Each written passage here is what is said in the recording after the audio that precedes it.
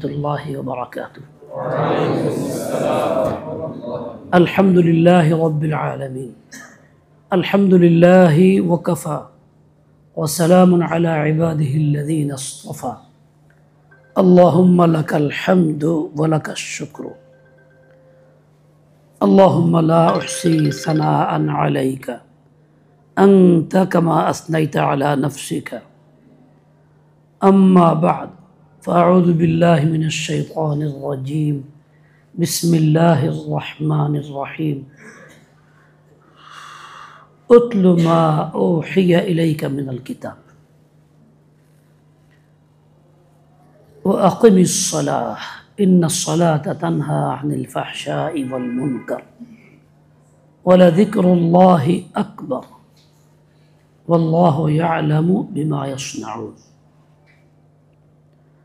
وقال تعالى وكتبنا عليهم فيها أن النفس بالنفس والعين بالعين والأنف بالأنف والسن بالسن والجروح قصاص فمن تصدق به فهو كفارة له ومن لم يحكم بما أنزل الله فأولئك هم الظالمون. صدق الله آمنت بالله. আল্লাহ পাকের শুকর, আল্লাহ তাআলা আমাদেরকে এই ইসলাহি মাহফিলে হাজির হওয়ার, শরীক হওয়ার তৌফিক দান করেছেন এবং আল্লাহ পাকের কালাম শিক্ষা গ্রহণের জন্য, সহি তরিকায় শিক্ষা গ্রহণের জন্য এই ট্রেনিং সেন্টারে আমাদেরকে আসার সুযোগ দিয়েছেন। এটা আল্লাহ পাকের খাস দয়া, মেহেরবানি। আল্লাহ যাকে পছন্দ করেন তাকেই আল্লাহ তাআলা তার কালাম দেন। মানুষ দুনিয়াতে নিজের মনের কথাটা কার কাছে বলে?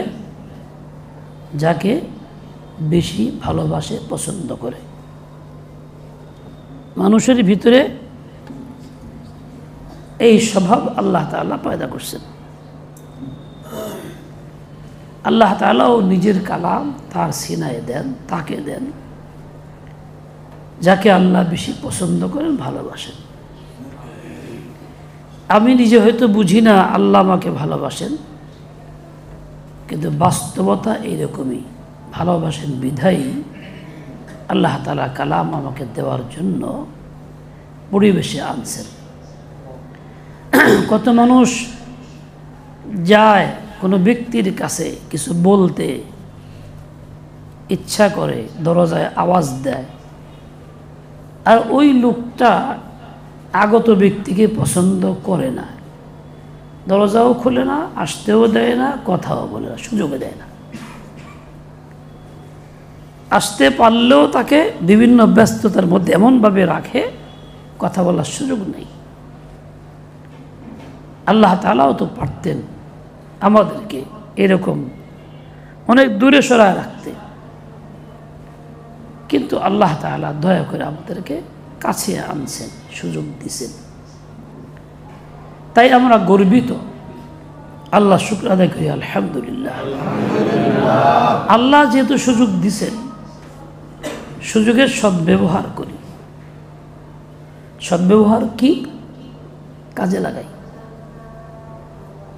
আমি আমার নিজের যতটুকু সম্ভব ক্ষমতা, সামর্থ্য, এই সবটুকুই যেন আল্লাহ তাআলার কালামের জন্যই ব্যয় করি। মনের ভিতরে আল্লাহ তাআলার কালামের ব্যথা, আকর্ষণ যেন থাকে, অন্য কোনো কিছুই যাতে না থাকে। একটা দিল যখন কোনো এক ব্যক্তির জন্য পাগল হয়, তার অবস্থা কি হয়? অন্য কোনো কিছুই তার ভিতরে ঢোকে না, মাথায় কাজ করে না, একটাই। আল্লাহ পাকের বান্দাদের তো এমন হওয়া দরকার ছিল আমাদের, শুধু আল্লাহ তাআলার কালাম এছাড়া কিছু বুঝি না। কেউ কিছু বুঝলেও, কেউ কিছু বললেও শুনি না, শোনার চেষ্টাও করি না। আমার একটাই যথেষ্ট। যেমন আলাইসাল্লাহু বিকাফিন আবদাহ, বান্দার জন্য আল্লাহ তাআলাই যথেষ্ট। আমার আপনার জীবনের জন্য আল্লাহ তাআলা কালামই যথেষ্ট। আল্লাহ তাআলা কালাম যার হাসিল হয়ে গেছে তার তো আর কোনো ইলম বিদ্যা বুদ্ধি লাগে না। সবচেয়ে বড় ইলম তার হাসিল হয়ে গেছে, সবচেয়ে বড় বিদ্বান সে। কাজেই তার অন্যদিকে ঝোঁকার কোনো চিন্তাই করা যায় না। কতই না নালায়েকি, বেওকুফি, আহমকি হবে যে আল্লাহ তাআলা কালাম কাউকে দিচ্ছেন আর সে অন্যমুখী হয়ে গেছে। আশিক তো না খেয়ে থাকে, উপোস থাকে, মেহনত করে, মুজাহাদা করে, কষ্ট করে, হাজার কষ্টের মাঝেও সে মনের ভিতরে একজনের ফিকির করে, এক চিন্তা এক চেতনা তাকে গালেব করে দেয়। আল্লাহ তাআলার বান্দাও এরকমই হয়, তার চেয়ে বেশি হয়। আল্লাহ তো আল্লাহ তাআলা আমাদেরকে এই পথে আসার সুযোগ দিয়েছে, মেহেরবানি করছেন, দয়া করছেন। সেজন্য আল্লাহ পাকের শুকর আদায় করি এবং কদর করি, সময়টা কাজে লাগাই, উস্তাদের কাছে নিজেকে সুপর্দ করি, উস্তাদ যেরকম বলেন সেরকম করার চেষ্টা করি। আমার নিজস্ব চিন্তা চেতনা, নিজের বুঝ, নিজের পূর্ববর্তী মশক, পড়া ইত্যাদি সব ভুলে যাই, সব বাদ দিয়ে দিল খালি কইরা এখানকার উস্তাদ কি আমাকে শেখায় ওইটাই আমি শিখি। যেন আমি কিছুই পড়ি নাই, সব বাদ হয়ে গেছে, এখন নতুন করে পড়তেছি, জিন্দেগি নতুন বানাইতেছি। এরকম আমাকে প্রস্তুতি নিতে হবে, দিল খালি করতে হবে, তারপরে আমি উস্তাদের চাপ পাব। আল্লাহ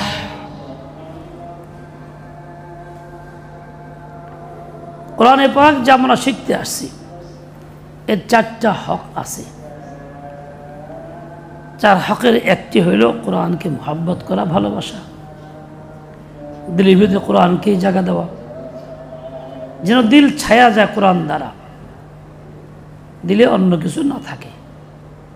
বললে কোরআনের কথাই বলি, শুনলে কোরআনেরটাই শুনি, দেখলে যেন কোরআনেরটাই দেখি। এক বান্দা আল্লাহ তাআলা বড় আশিক ছিল, সবসময় ব্যস্ত থাকতো আল্লাহকে নিয়ে। সে বসে বসে একটা কথা বলতেছে আর মুরাকবা করতেছে। যে কথাটা খোলাসা হইল এই যে আল্লাহ যা যা কিছু দেখি তোমাকেই দেখি, তুমি সেটা। এরকম দীর্ঘ সময় পর্যন্ত ওই কথাই বলতেছে। আল্লাহ এক দুষ্ট লোক তার কাছে দিয়ে যাইতেছিল, সে দেখে যে তুই এরকম কথা কয়, দুষ্টমি করে আটকার জন্য কয় আগার আগার খার মিটি দি, তুমি গাদা দেখো তাহলে কি করবে। ঈশাকে বলে তখন আমি তখন দেখি যে তুই সেই গাধা, আমার আল্লাহ না, তুই সেই গাধা।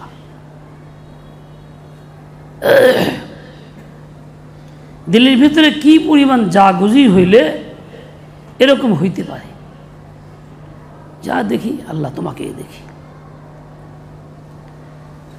আল্লাহ এক বুজুর্গ ছিলেন,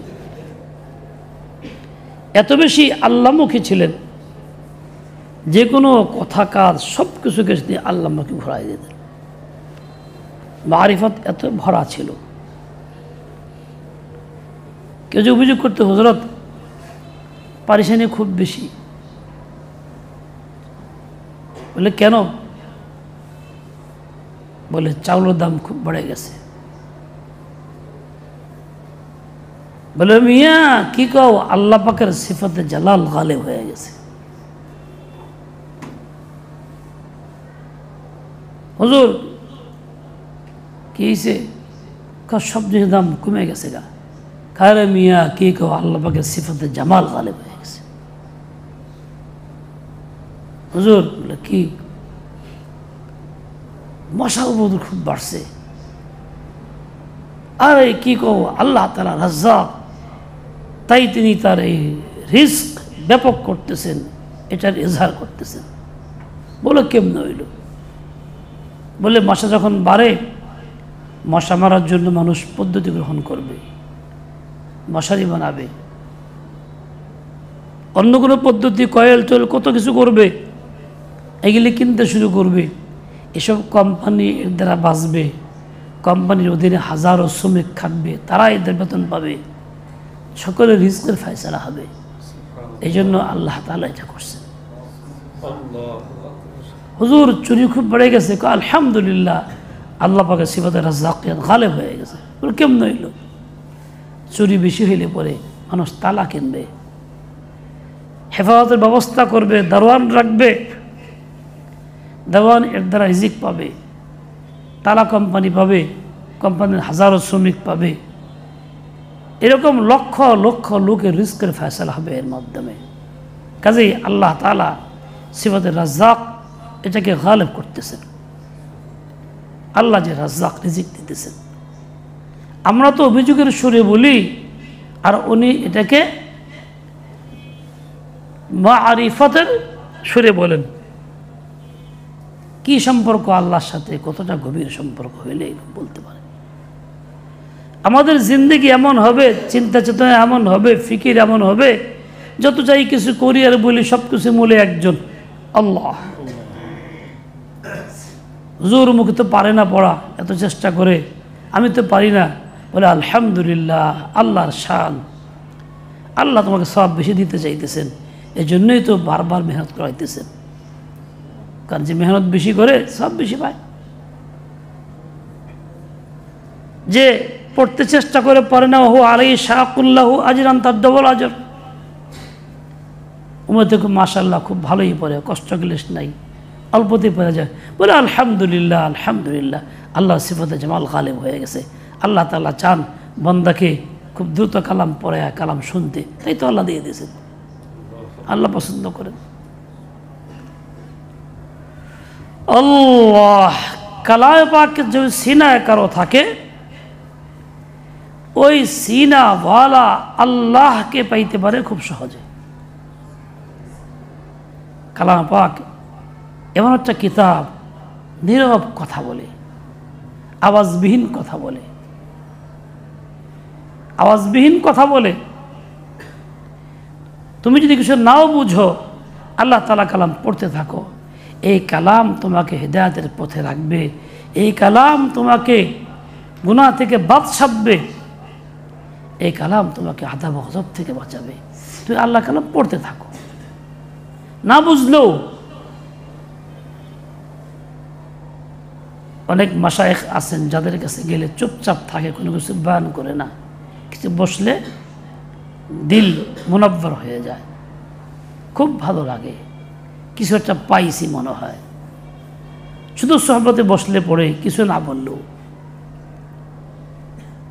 ওই বান্দা সিনার ভিতরে আল্লাহ তাআলা কালামের নূর আছে, আল্লাহ পাকের নামের নূর আছে, তারই আসো তোমার সিনায় ঢুকতেছে। আর সবচেয়ে বেশি নূরে পরিপূর্ণ কালাম কোরআন কারীম যখন সিনায় থাকবে, সিনাটা তো ওইরকম পরিপূর্ণ আবাদ থাকবে। তোমার সিনার কাছে কে বসলে সেও তো শান্তি ভাব অনুভব করবে, সেও তো মজা পাবে, এটাই তো কথা। এই জন্যই আল্লাহ তাআলা কালামওয়ালা কুমরা হয় না। আগেকার মানুষজন গ্রামগঞ্জে আল্লাহ কালাম পড়তো, শুদ্ধ হোক অশুদ্ধ হোক, যারা যতটুকু শিখছে, ফজর নামাজ পড়ে বাড়িতে গিয়ে জোরে জোরে পড়তেছে, রাস্তায় হাঁটলে আওয়াজ পাওয়া যেত। ওই সমস্ত গ্রামগঞ্জের ওই মুরব্বীরা জাহিল আলেম ছিল না বিধায় উল্টাপাল্টা করছে, কিন্তু এই কালাম পাকের মুহাব্বত এবং এই তেলাওয়াতের কারণে সারাটা জীবন হকের পথে গেছে। আমার জীবনে অনেক দেখছি, আমার গ্রামে আশেপাশে অনেক দেখছি। এখন উম্মত কালাম থেকে মুখ ফিরাইছে, শিখলেও পড়ে না, হাত থেকে আমরাও পড়ি না, সকালে ঘর থেকে তেলাওয়াতের আওয়াজ আসে না। ফল এই হইতেছে গুমরাহি আমাকে চতুর্দিক থেকে আক্রমণ করে বসতেছে। কালামাবাগ ঠিকই আছে, গুমরাহি আসতেছে। আর তখন এটা ছিল না।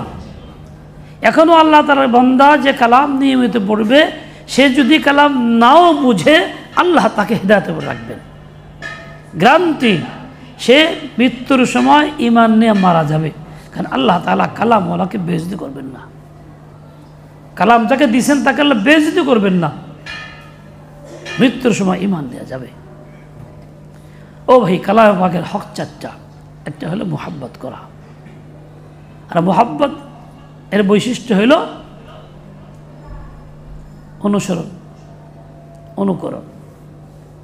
ফাইনাল মুহিব্বা লিমান ইউহিব্বু ইউতিউ, যে যাকে ভালোবাসে তাকে অনুসরণ করে।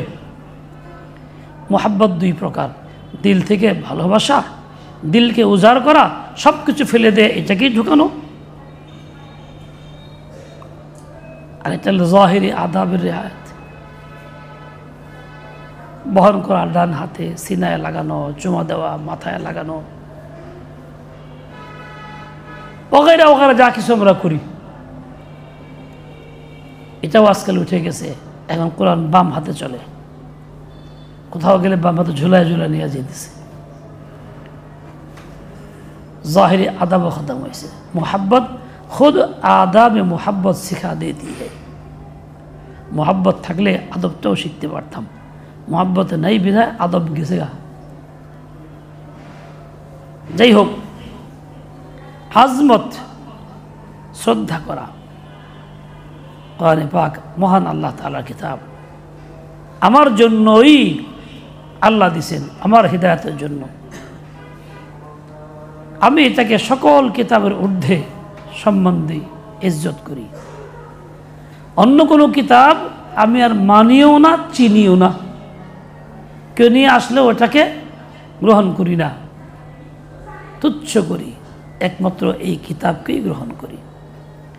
কাজেই আমার সামনে তাওরাতের কোনো ইজ্জত নাই, ইনজিলেরও না, গীতারও না। কালামে পাকই আমার কিতাব, এটাই পড়ব, এটা নিয়ে আক্রমণ, এটা নিয়ে আঁকড়া ধরে থাকবো, এটার আমল করব। আমার সর্বাঙ্গে এটা কালেব থাকবে।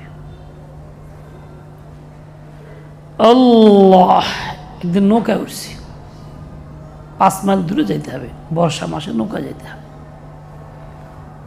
2 জন মুসলমান, একজন হিন্দু লোক উঠল, নৌকা ছাড়লো। পরে এই লোকটা বসে বসে কতক্ষণ তার গীতা পাঠ করলো। একটা বই ছোট্ট, জিজ্ঞেস করলাম কি? বইটা গীতা।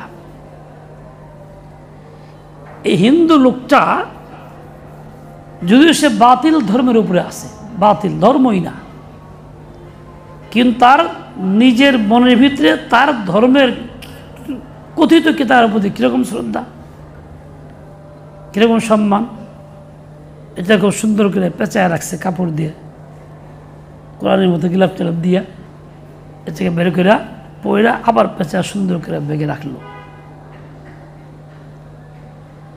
অথচ আমরা হাফেজ কারি আলেম হওয়ার পরেও এই বাসে বা গাড়িতে বা কোথাও এবং কোরআনের পাঠটা খুইলা পড়ার মতো মানসিকতা আমার হয় না। বরং উল্টা সংকোচ বোধ হয়, পুরো কেরা কী কইব, আরে আমি আল্লাহ তাআলার কালাম পড়বো, আল্লাহ কী করবে সেই চিন্তা আমার হওয়া দরকার ছিল। কেরা কী করবে চিন্তা কেন আসবে? তাহলে আল্লাহ কালামের মোহাব্বত ও আজমত দিলের ভিতরে নাই, বিদায়ী তো এরকম হইতেছে। হ্যাঁ, এক ছেলে কলা বিক্রি করতে বাসে উঠছে, আর শামসুল হক ফরিদপুর রহমতুল্লাহ আলাইহির সাথে ছিলেন ওই বাসের মধ্যেই।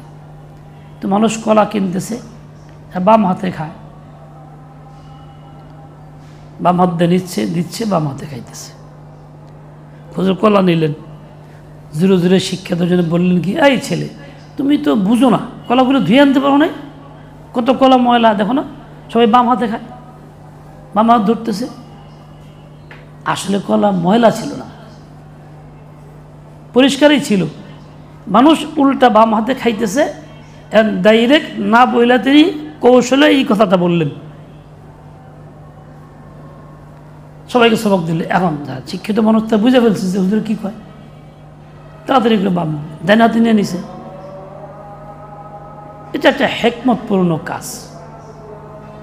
আমরা হেকমতটুকু বুঝি না, হেকমত বুঝি না। আমি বসছি, কোরআন নিয়ে বসছি, কোরআন নিয়ে পড়তেছি। আপনি দেখেন বাসে বসে কোরআন পড়া শুরু করলে, বাসে গান চললে একলাই বন্ধ করবে, ওরা এখনও বন্ধ করে দিবে, তাহলে কোরআন পড়ে। বন্ধ না করলে বসতে, আই কোরআন পড়তেছি, এটা বন্ধ কর, ও তাড়াতাড়ি বন্ধ করবে। মুসলিম হোক বা না হোক, এই ছেলে তো গান থেকে বাঁচলেন, অন্য সাথীরাও বাঁচল। এছাড়া কোরআন পড়লে আজে বাজে কথা আশপাশে কেউ বলবে না। দেখবেন আপনার কারণে আরেক বান্দা আল্লাহমুখী হয়ে যেতেছে।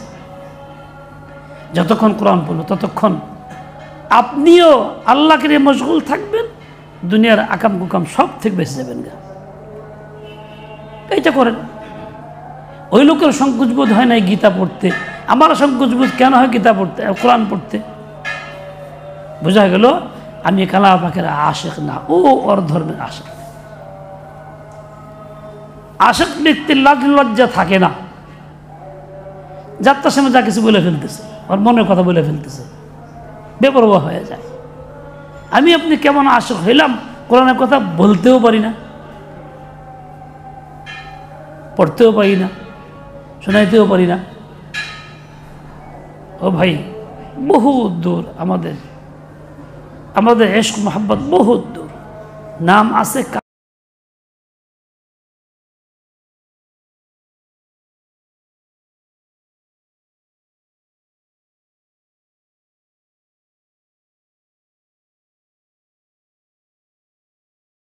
রাজনীতি করি। একই মজলিসে কোরআন পড়া হয়েছে, গীতাও পড়া হয়, আমি চুপ থাকলাম, সমর্থন করলাম। বোঝা গেল কোরআনের চেয়ে গীতার গুরুত্ব বেশি, এই জন্য কোরআন আগে পড়ছে, সম্মানটা পরে পড়ছে। তো ইমানে থাকে না আজমত না থাকলে।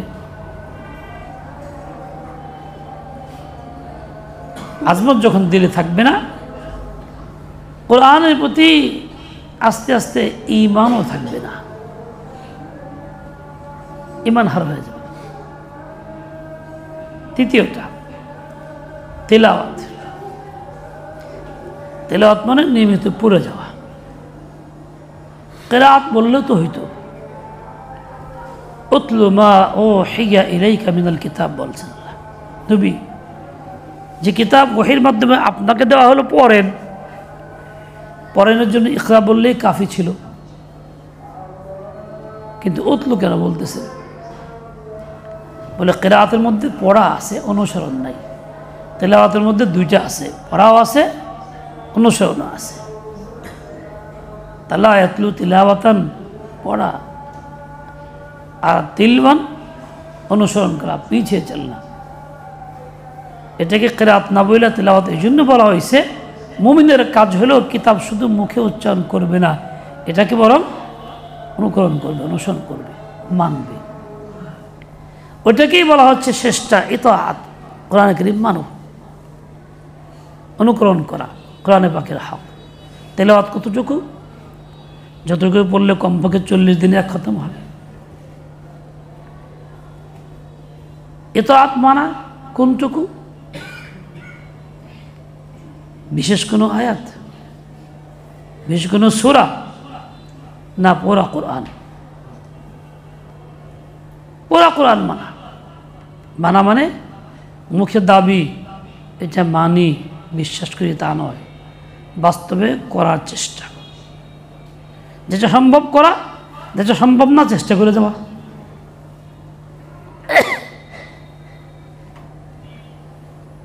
সূরা নিসার 45 নম্বর আয়াতের মধ্যে আল্লাহ তাআলা কয়েকটা হুকুম করছেন,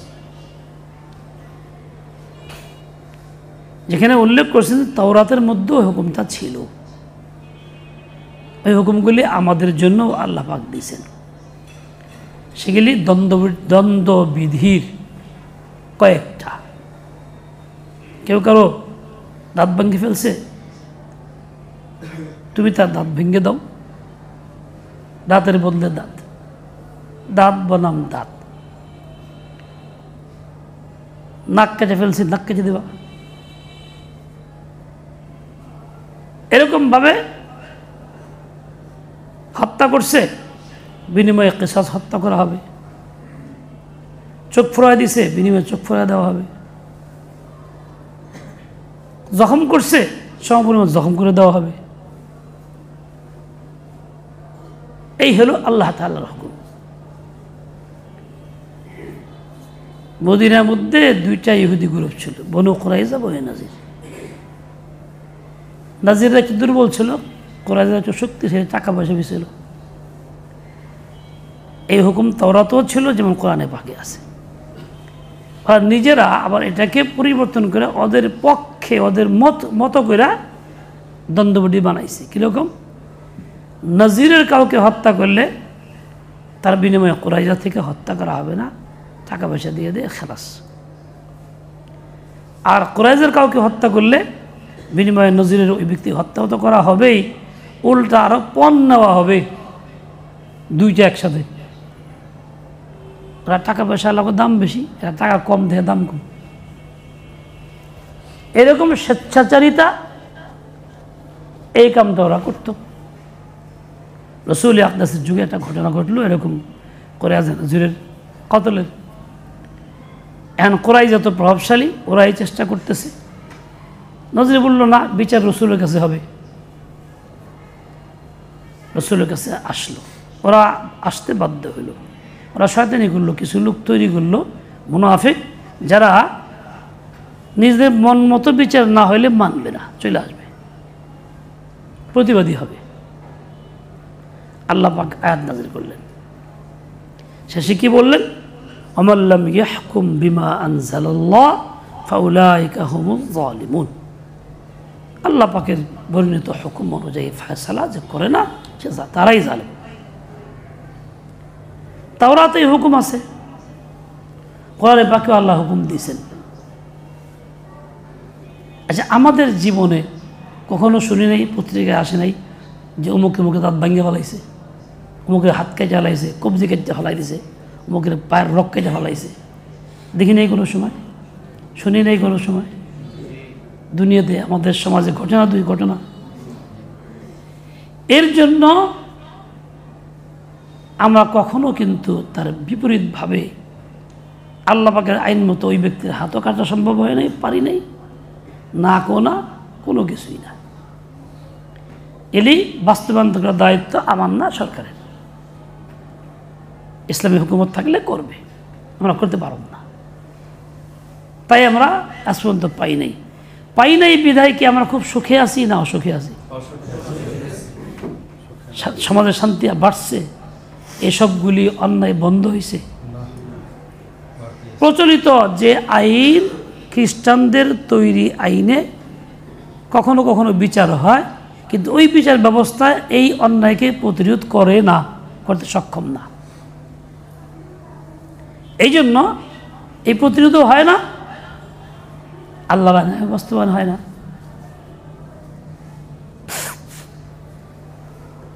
শান্তিও আসে না, আসতে পারেও না। কিয়ামত পর্যন্ত আল্লাহ তাআলার হুকুম যথাযথ যেখানে যেরকম আছে ঠিক ওইরকম না মানা হইলে কখনো শান্তির আশা কেউ করতেই পারে না। যত বড় আলেম হোক, মুফতি হোক, বুজুর্গ হোক, নিসবতওয়ালা হোক, উমুকওয়ালা হোক, তুমুকওয়ালা হোক, কারো পক্ষে সম্ভব না। এই যে আল্লাহ পাকের একটা হুকুম আমাদের আদায় হয় না। আচ্ছা, কোনোদিন কি আফসোস হয়েছে? আরে আফসোস, এই হুকুমটা জীবনে এখন আদায় করতে পারলাম না, আফসোস হয়েছে? কখনো আফসোসও হয়নি। এই জন্য অনুশোচনাও না, এবং কখনো এই কাজটা হওয়া দরকার, হোক প্রতিষ্ঠিত এই নিয়মটা, সবাই মিলে চেষ্টা করি, চলো সবাই চর্চা করি, সবাই এটা চাই, তাও করিনি। তাহলে কোরআন পাকের আজমত এবং ইতাআত কোথায়? দাবি তো এইটা নাই তো আমাদের মধ্যে। এতটুকু তো হওয়া দরকার ছিল যেটা আফসোস করতে পারলাম না, আল্লাহ তাআলার কালামের একটা হুকুম কখনো বহাল করতে পারি নাই। চলো আমরা চেষ্টা করি, বংশানুক্রমে ওসিয়ত করি, তোমরা সবাই মিলে চেষ্টা করো, এই দাবি ওঠাও। সমাজে খুন খারাপি হইলে কিছু লোক প্রতিবাদী হয়, বড় ধরনের ঘটনা ঘটলে আমরাও প্রতিবাদী হই, সবাই মিলা ব্যানার লিখি, পত্রপত্রিকায় দেই, উমুকের ফাঁসি চাই, এরকম বলি না? মিছিল মিটিং হয় না? আমরাও করি। ফাঁসি চাই, ফাঁসি কি ইসলামী কোনো আইন? ইসলামে ফাঁসি আছে? নাই। কিন্তু চাইতেছি এটা কেন? বলে এটা প্রচলিত নিয়মে দেশে এটা চলছে, খ্রিস্টানের তৈরি করা আইন। আমাদের ভিতরে এই কুফরি আইনের প্রতি ঘৃণাও নাই, তার মোকাবেলায় একটা আল্লাহর আইনের কোনো পদক্ষেপও নাই। আমরা ফাঁসি না চাই বলতে পারতাম না, উমুকের বিচার চাই, আল্লাহর আইনি বিচার চাই, এই কথা দাবি করতে পারতাম না? মিছিল মিটিং করতে পারতাম না? লিখতে পারতাম না? কিন্তু তাও করি না। কি আলেম, কি গৈর আলেম, কি জাহেল, কি মুফতি, কি আবেদ, কি বুজুর্গ, কি অমুক নিসবতওয়ালা, সবাই একটা কুফরি মেজাজের মধ্যে গিয়ে আটকাইছি যে ওইটাই আমাদের শেষ, ওইটাই পছন্দের পাত্র, ওইটাই পছন্দ। কুফর পছন্দ করলে ইমান থাকে কি না? কুফর কোনো আইন, কুফরের কোনো কাজ পছন্দ করলে ইমান থাকেনি? কি কোন মুফতি সাহেব জুড়ে কোন, এরা বুঝতো না, এর মাথা নাড়া দিলে থাকে। ওই যে আমার দোষ না, ফতোয়া দিছে, থাকে না। তাহলে আমাদের অবস্থাটা কি? তলায়, হাতে তলায় দেখলে বলে কিছুই তো নাই। এই পুলিশের বাড়ি সুযোগ চুরি যেরকম মাংস এরকম অবস্থা আর কি।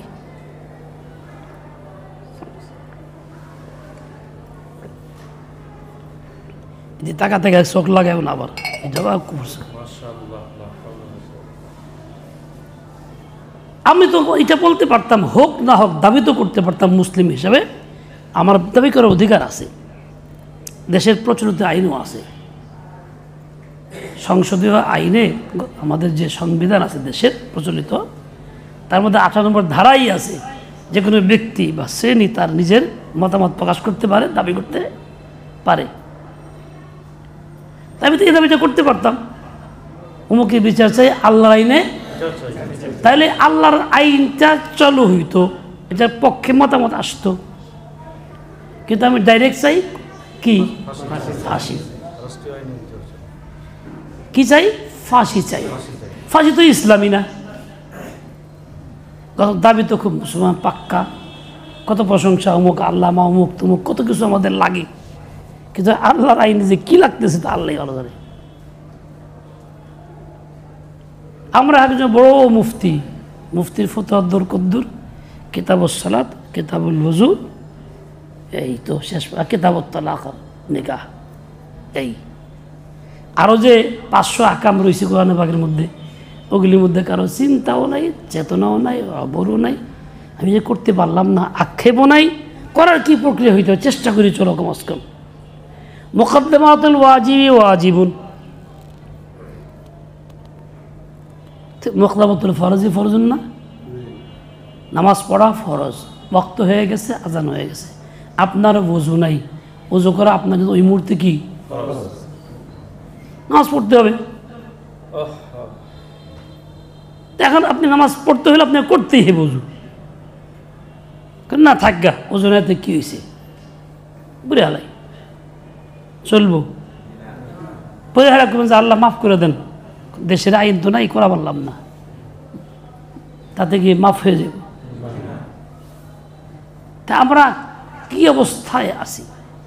কোরআন পাকের জন্য পাগল পাড়া দেখাই, চোখের পানি ফেলাই, মোহাব্বত করি, বয়ানের মধ্যে চোখের পানি কম থাকে না, হাকিকতে ঈমান নাই, আজমতে কোরআনও নাই, এতাআত তো মোটেই নেই। ভাই এটার নাম দিন না। এই অবস্থায় আল্লাহরে পাওয়া যায় না।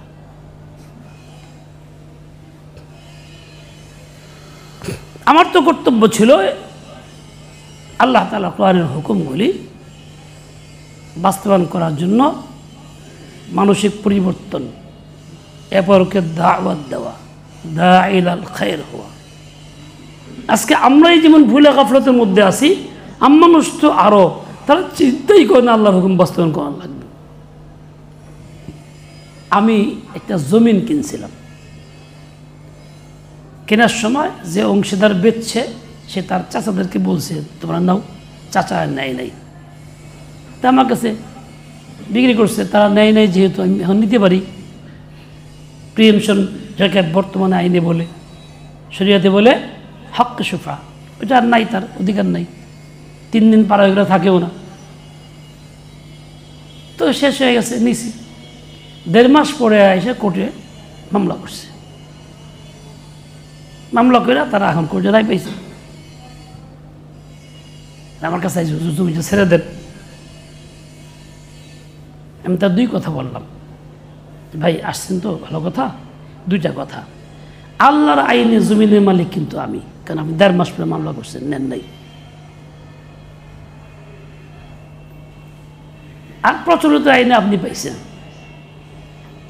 এই লোকটা হজ করছে, এই সুন্দর দাড়ি, এই জুব্বা, কয় কি দেশের আইন তো চলন লাগবো? কি কইল?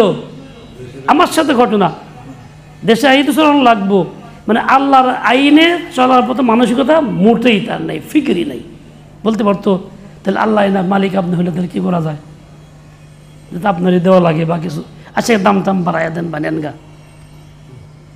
কিন্তু আর কথা ছিল কি, দেশের আইন তো চলা লাগবো। তাইলে আল্লাহর আইনের আজমত দিলের ভিতরে মোটেও আছে কিনা, ভ্রুক্ষেপ আছে কিনা, ইমান আছে কিনা? দেখতো তো পাক্কা ইমানদার, পোশাক আশাক খুব অমুক পীরের মুরিদ। এই কথাগুলি আপনার কাছে ইসলামী কথা মনে হবে না, এগুলি মনে হবে না জানি রাজনীতির কথা। শয়তান এমন একটা ধোকা দিয়ে দিছে যে ইসলাম না। ইসলাম কোনটা? নামাজ, ওযু, জিকির, এর নামে ইসলাম। মানে এগুলি শরীয়ত থেকে বেরিয়ে গেছে। এখন চিন্তা করে দেখি যে আসলে আমাদের মূল ইমানটাই থাকে কিনা, আছে কিনা। পোশাক আশাক আছে, বাহ্যিক আচরণ আছে, মানুষ শ্রদ্ধা করে, মুহাব্বত করে, কিন্তু আল্লাহর আইনের প্রতি মোটে আমার শ্রদ্ধা আছে কিনা। রাষ্ট্রীয় আইন নাই, ইসলামী আইনে বিচার আচার চলে না, করতে পারি না। কিন্তু এটা তো আয়াতটা তো মনসুখ না, রহিত তো আর না, যেটা বাদ হয়ে গেছে এটা ম্যাথ শেষ, এটা আমল হইব না, এরকম কিছু না। কিয়ামত পর্যন্ত কোরআন চালু আছে এবং থাকবে, তার মানে আমল করতে হবে, যেটা পারি না করার চেষ্টা করে যেতে হবে। আমাদের কাছে যখন প্রশ্ন আসে এই কাজটা, তো এক মুফতি সাহেব বলবে আমার তবিয়তে চায় না এটা। হে শরীয়ত মানে না, তবিয়ত মানে। হে কত নম্বর আল্লাহওয়ালা না গুমরা নম্বর 1? তবিয়তের কোনো গ্রহণযোগ্যতা আছে? তবিয়ত কি? তাহলে আল্লাহ কোরআন দিছে কে? অথবা আপনি বলবে এটা ভালো লাগে না আমার কাছে। কে বলবে এটা রাজনীতি? রাজনীতি কি ইসলামে মোটেই নাই? ইসলামের রাজনীতি নাই? রাজনীতি বলে তো উপেক্ষা করলাম, ফেলে দিলাম, তো ইসলাম কোথা আমার ভিতরে? নতুন নতুন মুফতি হয়েছে, রেজাউল করিম, ঠিক কই না ভুল কই বাইর করো। তোমার কাছে ফতোয়া চাই, তাহলে তুমি নিশ্চয় লিখে দেবে এটা করা ওয়াজিব, আমল কই? দলিল দিবা অমুক আয়াতের পরে অমুক ইমাম সাহেব কথা বলছে, দলিল দিবা আমারে, আমলটা কোথায়? এগিয়ে দিয়েছিলাম না? ও ভাই ফিকির করি, এই মেজাজ পরিবর্তন করে শরিয়াত মানি, তবিয়ত দরকার না, তবিয়ত কিছুই না, এখন গ্রহণযোগ্যতা নাই। তবিয়ত যদি গ্রহণযোগ্যতা থাকতো তাহলে আল্লাহ কোরআন দিত না, হাদিসও রসুল দিতেন না। এই তবিয়ত যা আছে তাই করোগা, কেউ মজা খাওগা, কেউ গিয়া নেশা খাওগা, তবিয়তে চাই যে এটি করা বলা হইতো, হুকুম হাকাম তাহলে থাকতো না কিছু। লা ইলাহা ইল্লাল্লাহ। এই যে অবস্থায় আছি, এই অবস্থার পরিবর্তন দরকার, মেজাজ বদলানো দরকার, শরীয়তের মেজাজ তৈরি করা দরকার। কোরআন সুন্নাহর আইনকে শ্রদ্ধা করা, অন্তরে বিশ্বাস করা, যেটা আমরা সব সম্ভব করা, যা সম্ভব না করার প্রক্রিয়া করা, এটা আমাদের সকলের জন্যই জরুরি। মুফতি সাহেব কথা ঠিক আছে কিনা? আমার দোষ না, কিন্তু মুফতি সাহেব ঠিক আছে। কিন্তু আমরা কি করতেছি? দোকান দিছি, মাদ্রাসা করে, অমুক এটা করে, অমুক এটা করে, ওই তার দোকান ব্যবসায় ব্যস্ত, দিন মাকসাদ না।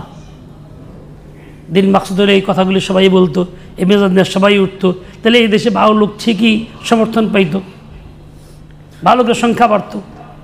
মানুষ নামাজ কালাম পরে ধরলাম দুয়ে নিয়ে আসে, 14 আনি নাই, এই দুয়ে নিয়েতেই পথে আসতো, বিরাট শক্তি হতো। কই তারা ওই পথে নাই, কে লেগে আমি তো এই পথে নাই, আমার চিন্তাই তো এটা নাই। বুঝাইতে পারলাম কিনা? তাহলে এইসব চিন্তা চেতনা যারা করি নাই, এই জন্য কোনো ফিকির করি নাই, ভুলের মধ্যে আসি না সহি পথে আসি, এই ভুল নিয়ে থাকবো না পরিবর্তন করতে হবে, তওবাও করতে হবে, জিন্দেগি বদলাইতে হবে। কিভাবে আল্লাহর আইন কায়েম করা যা তার চেষ্টা চালায় যেতে, একদিনও না হোক কায়েম, আমার তো চেষ্টা করতে হবে। ইয়া বাম ওরা ইয়া নয়াবাম জুস্তা জুই মিকুনাম হাসেলায়াত ইয়া না আয়াত আর জুয়ে মিকুনাম। আমার কাছ তো চলে এটা, চেষ্টা চালায় যাওয়া, চেষ্টাও বাদ দিয়ে দিছি। অথচ নাম হলো মুমিন, নাম হলো মুসলিম, নাম হলো বুজুর্গ, আল্লাহওয়ালা, অমুক তুমুক। হাকিকত তালাশ করলে ইমান নাই। এক বেটা বড় নাম করা বুজুর্গ, সে ছিল পাঠান, গায়ে শক্তি বেশি। এক জঙ্গলে মানুষজন যেখানে নাই থাকে, জিজ্ঞাসা করে মানুষ খুব তার কাছে আসা শুরু করছে, খুব মহব্বত করে হাদিয়া তোফা দেয়। তো এক বুজুর্গ সফরে যাইতেছেন, তার খাদেম বলে, হজরত এখানে একজন বড় আল্লাহওয়ালা আছে, পাঠান বুজুর্গ। হ্যাঁ বেটা, পাঠানকুল বুজুর্গ হয় নাকি? বলে হ্যাঁ জি হজরত, খুব বড় বুজুর্গ। ধ্যাৎ, পাঠানকুল বুজুর্গ হয় না, যা কেনা চলে, চল দেখি।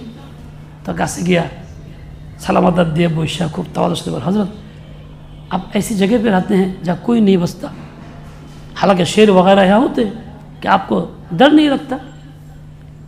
गाये शक्ति तो रक्त गरम राग उठते कैसे है बेटा, तुम कष्ट के हम तो अल्लाह रे डराई ना, और बागेरे की डर एलो पाठान बुजुर्गेर मापकाठी जे आल्लाहर डराय ना है कि যারা এই আল্লাহর হুকুমগুলি পালন করে চেষ্টা করি না, তারা কি আল্লাহর ডরাই নাকি? তারা কি আল্লাহর ডরাই? নফসের ডরাই, মাখলুকের ডরাই, হক কথাও বলতে রাজি না। এই তো করি, নাম বুজুর্গ। ইমান ছাড়া বুজুর্গ হইতে পারে পাঠানওয়ালার মতো? আল্লাহ আমাদের হিদায়াত দেন, সহি বুঝ দিয়ে দেন, কোরআন পাকের আজমত দিলে বসায় দেন, ইতাআত করার যোগ্যতা আল্লাহ পয়দা করে দেন।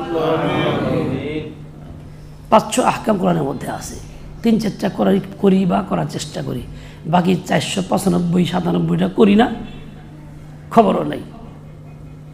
ওগুলি কে করবে? কার দায়িত্ব? ওই জন্য আল্লাহ ফেরেশতা পাঠাবে?